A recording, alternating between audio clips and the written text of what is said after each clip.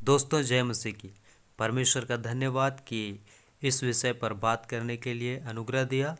तो आइए आज का विषय देखते हैं। आज का विषय है उसके जान देने से हमारा जान बचा।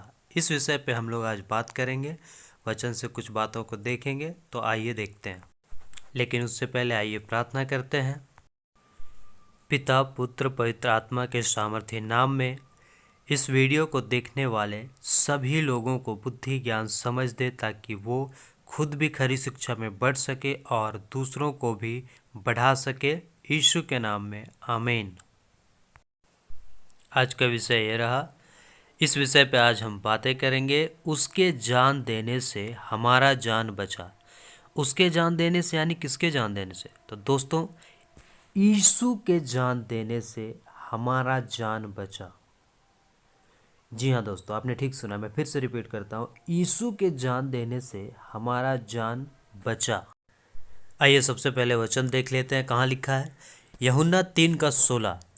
क्योंकि परमेश्वर ने जगत से ऐसा प्रेम रखा कि उसने अपना इकलौता पुत्र दे दिया, ताकि जो कोई उस पर विश्वास करे वह नाश ना हो परंतु अनंत जीवन पाए। अब एक चित्र देख लीजिए जिसमें संसार दिख रहा है, लोग दिख रहे हैं, टेक्नोलॉजी दिख रहा है, अलग अलग धर्म के लोग दिख रहे हैं। दोस्तों, ये सब हमारे संसार के लोग हैं, ये सब हमारे संसार में हैं, और सारे लोगों के लिए प्रभु यीशु मसीह ने अपना जान दिया।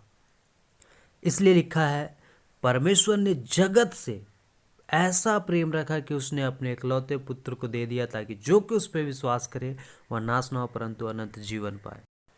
दोस्तों, इस चित्र को भी देखिए। यहाँ भी लोग दिख रहे हैं, कई अन्य धर्म के चित्र दिख रहे हैं, ताकि आप बातों को समझ सकें। और इन सब बातों में मुख्य बात यह है कि सारे जगत से परमेश्वर ने ऐसा प्रेम रखा कि उसने अपने इकलौता पुत्र दे दिया। आज इतने बड़े बड़े धर्म हैं, लेकिन किसी धर्म में मनुष्य के पाप के क्षमा की समाधान नहीं है। लेकिन यीशु ने जान दिया ताकि समाधान निकले, लोग पाप से छुटकारा पाएं, उद्धार पाएं, स्वर्ग जाएं। इसके लिए यीशु ने रास्ता निकाला। इसलिए एक वचन में कहता है, मार्ग सत्य और जीवन मैं हूँ। प्रभु यीशु मसीह मार्ग है, सत्य है, जीवन है। कई लोग इसे मानने के लिए तैयार नहीं हैं। आज अन्य धर्म के लोग कोई कुछ कहते हैं, कोई कुछ कहते हैं। अनपढ़ लोग कहते हैं तो समझ में आता है, लेकिन पढ़े लिखे लोग ऐसा कर रहे हैं, पढ़े लिखे लोग ऐसी बातों को कह रहे हैं, तो वो तो पढ़े लिखे गंवार हुए। मेरी एक सलाह है ऐसे लोगों के लिए कि एक बार आप अच्छे से खुले मन से आप परमेश्वर को जानने का कोशिश करें, वचन को पढ़ें, बातों को समझें, उठ पटांग कुछ भी ऐसा ही हवा में नहीं बातें करें। इतिहास इन सब बातों का गवाह है। मैं विरोधी लोगों से कह रहा हूँ, जिस तरह आप लोग हवा में बातें कर लेते हैं ना, उस तरह बाइबल की बातें नहीं है। बाइबल की एक एक बात सत्य है, जानने योग्य है, समझने योग्य है, खोजने योग्य है। जब तक ढूंढेंगे नहीं तब तक आप नहीं पा सकते हैं। और इन सब बातों का एक एक कड़ी जुड़ा हुआ है, जो कि उत्पत्ति से लेकर प्रकाशित वाक्य तक मिलता है। और एक एक बात सत्य है, जानने योग्य है। और बात जब आप समझेंगे, आप विरोध करना छोड़ देंगे। बात जब आप कितने लोग हैं जो पहले विरोध करते थे, बातों को समझा, परमेश्वर के समक्ष बैठा, प्रार्थना किया, वचन को पढ़ा, बात उनका समझ में आ गया, रोए, अपने आप को वो पश्चाताप किए कि नहीं हम ये गलत कर रहे थे। लेकिन कब? जब वो बैठे परमेश्वर के सामने, जब वो उस बातों को खोजे, ढूंढे। आप भी ढूंढिए, आप भी खोजिए। दोस्तों, क्यों जरूरत है हमें यीशु की? आइए एक वचन को देखते हैं, फिर बातों को समझते हैं।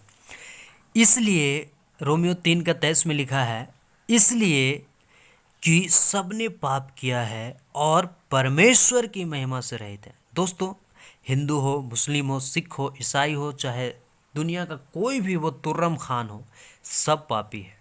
और पाप के कारण ही परमेश्वर से अलग है, परमेश्वर से दूर है। और उसके लिए सिर्फ और सिर्फ उसको यीशु पे विश्वास करना होगा, क्योंकि यीशु ने ही उसके पापों के लिए अपना जान दिया ताकि वो बच सके।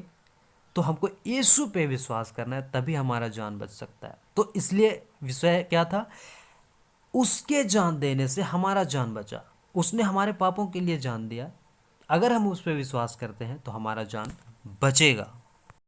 दोस्तों अब इस चित्र को देख लीजिए। जब यीशु जान दे रहे थे सारे मानव जाति के लिए, जगत के लिए, तो दो डाकू थे अगल बगल उनके। आइए उन डाकुओं ने क्या कहा था देखते हैं। लूका 23 का 39 से 40 में लिखा है, जो कुकर्मी लटकाए गए थे उनमें से एक ने उसकी निंदा करके कहा, क्या तू मसीह नहीं? तो फिर अपने आप को और हमें बचा। इस पर दूसरे ने उसे डांट कर कहा, क्या तू परमेश्वर से भी नहीं डरता? तू भी तो वही दंड पा रहा है। इस वचन को रख के मैं आपसे पूछना चाहता हूँ, आप किस कैटेगरी में हैं? विश्वास करने वाले में या अविश्वासी में या विरोध करने वाले में? आज भी ये सिलसिला चल रहा है दोस्तों। एक विरोध करने वाले हैं, बिना जाने बिना समझे, बिना बातों को समझ के कुछ भी बोल देते हैं, हवा में बातें करते हैं। और एक जो अपने बातों के लिए, अपने पापों के लिए पश्चाताप करने के लिए तैयार है, स्वर्ग जाने के लिए तैयार है। आप किस कैटेगरी में हैं? आइए अब आगे के वचन को देखते हैं। लूका 23 का 41 से 42, उसी का आगे। और हम तो न्यायानुसार दंड पा रहे हैं, यानी कि न्याय के आधार पे हम दंड पा रहे हैं, डाकू कहता है, क्योंकि हम अपने कामों का ठीक फल पा रहे हैं। पर उसने कोई अनुचित काम नहीं किया। तब उसने कहा, हे यीशु, जब तू अपने राज्य में आए तो मेरी सुधि लेना। दोस्तों आप किस डाकू की तरफ हैं? जो विरोध कर रहा है या अपने पापों का पश्चाताप करके यीशु से क्षमा मांग रहा है, उसके राज्य में जाने की बातें कह रहा है? आप किस कैटेगरी में? अगर आप जो भी कैटेगरी में हो, मैं चाहता हूँ, यीशु चाहता है कि हम सब बच जाएं। परमेश्वर ने जगत से ऐसा प्रेम रखा कि अपने इकलौते पुत्र को दे दिया ताकि जो कोई उस पर विश्वास करे वह नाश ना हो परंतु अनंत जीवन पाए। वो हम लोगों को नाश करने के लिए नहीं, वो हम लोगों को मारने के लिए नहीं, या फिर हम लोगों को नरक में डालने के लिए वो नहीं भेजा, हम लोगों को बचाने के लिए भेजा। लेकिन उसमें एक कंडीशन है, एक शर्त है कि आपको अपना पाप को मानना होगा यीशु के सामने। आपको अपने पापों को क्षमा के लिए परमेश्वर से क्षमा मांगना होगा, परमेश्वर को उद्धारकर्ता के रूप में अपने जीवन में ग्रहण करना होगा। दोस्तों फिर से मैं इस चित्र को रख रहा हूँ आपके सामने। ये दोनों डाकू में से एक डाकू तो बच गया, लेकिन दूसरे डाकू का क्या? कहीं आज यही परिस्थिति हम लोगों के साथ तो नहीं है, आपके साथ तो नहीं है, जितने लोग इस वीडियो को देख रहे हैं उसके साथ तो नहीं है, कि उस डाकू के पास तो अब उसका जीवन तो चला गया, अब वो तो विश्वास नहीं किया। कहीं आप भी तो विश्वास करके उस डाकू की तरह नाश नहीं हो रहे हैं? उस डाकू के पास अब कोई मौका नहीं है, लेकिन आपके पास एक मौका है कि आप यीशु पे विश्वास करके अनंत जीवन पा सकते हैं। आइए इस वचन को देखते हैं। लूका 23 का 43। उसने उससे कहा, मैं तुझसे सच कहता हूँ कि आज ही तू मेरे साथ स्वर्गलोक में होगा।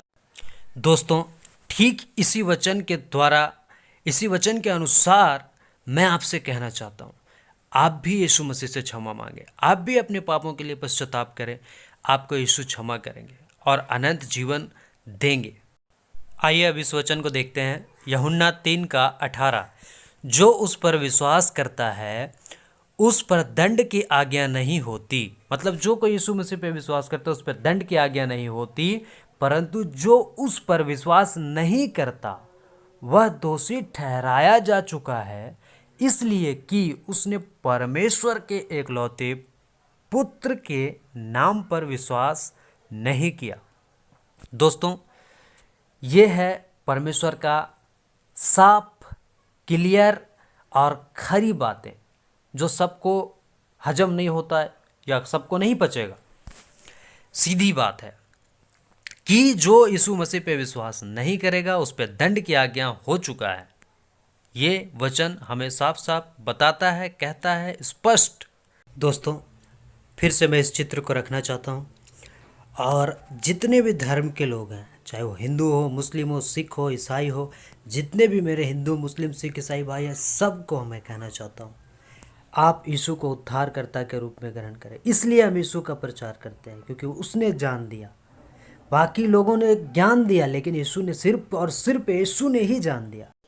इस आशा के साथ मैं आपसे विदा लेता हूं कि आप अपने जीवन में यीशु को लाएंगे, अपने मन के, अपने हृदय के द्वार को खोलेंगे ताकि यीशु मसीह आपके जीवन में आए, आपके जीवन को बदले और आपको अनंत जीवन मिले।